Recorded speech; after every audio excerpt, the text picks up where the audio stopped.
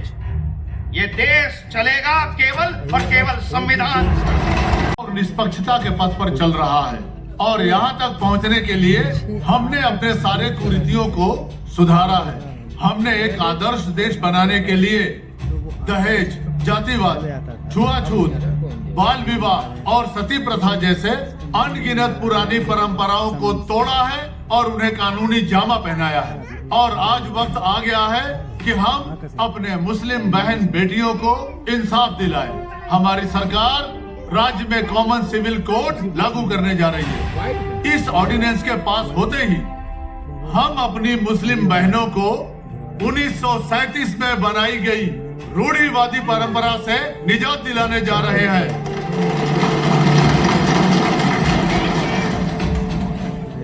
महोदय जी, हमारी सरकार कॉमन सिविल कोड के फेवर में बिल पास करने जा रही है। जो कानून हिंदुओं के लिए है वही कानून अब मुसलमानों के लिए भी होंगे। एक देश एक कानून, चाहे वो क्रिमिनल एक्ट हो या सिविल एक्ट।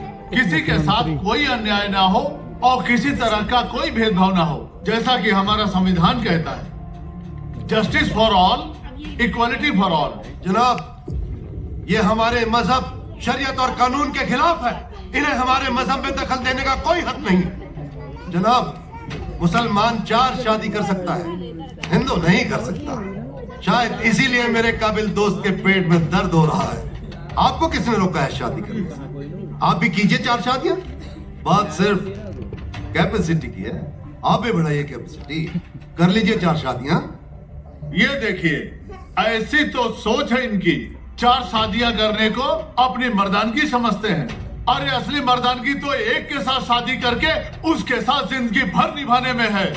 पर शायद वफादारी नाम का शब्द डिक्शनरी में नहीं है आपके। वफादारी मत समझाइए हमें, आपसे ज्यादा वफादार हैं हम। आप एक के साथ शादी करके एक को निभाते हैं, हम 4 के साथ शादी करके 4 के साथ वफादारी निभाते हैं। जनाब, ये सरकार हमारे रिलीजियस कल्चर को, रिलीजियस बिलीफ को, रिलीजियस पड़ोसी देश चली जाएगी, आप लोग समझे? जनाब, ये रूलिंग पार्टी हमें बात बात में पड़ोसी मुल्क भेजने पर आमादा क्यों हो जाती है? जरा इनके पीछे रॉ लगा कर देखता हूँ। कहीं इन्होंने पड़ोसी मुल्क के टूरिज्म को प्रमोट करने का कॉन्ट्रैक्ट तो साइन नहीं कर लिया?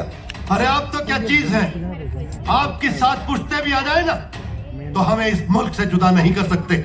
अरे तुम लोग इंडियन बाय चांस हो और हम इंडियन बाय चॉइस हैं। हमें कब तक अपनी वफादारी का सबूत देते रहना होगा? क्या ये सच नहीं है? जब हिंदुस्तान और पड़ोसी मुल्क में से एक को चुनना था तो हमने हिंदुस्तान को चुना, हम पड़ोसी मुल्क नहीं गए। तो क्यों नहीं गए पड़ोसी देश में? पड़ोसी देश ही चले गए होते। अगर वहीं चले गए होते तो अपने धर्म के मामले की पूर्ति के लिए आपको बिल्कुल संघर्ष नहीं करना पड़ता। कितने चाहिए? महोदय, हम जानते हैं कि हिंदुस्तान का विभाजन केवल विचार के आधार पर हुआ है। जो लोग धर्म के आधार पर जीना चाहते थे वो एक धार्मिक देश बनाकर वहां चले गए, और जो लोग संविधान के आधार से जीना चाहते थे वो लोग भारत में ही बस गए। महोदय, ये धार्मिक आस्था का वास्ता देकर देश की कानून व्यवस्था में बाधाएं डाल रहे हैं।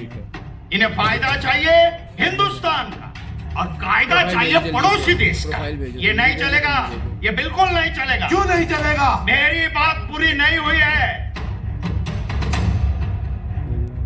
न गीता से न कुरान से। ये देश चलेगा केवल और केवल संविधान से।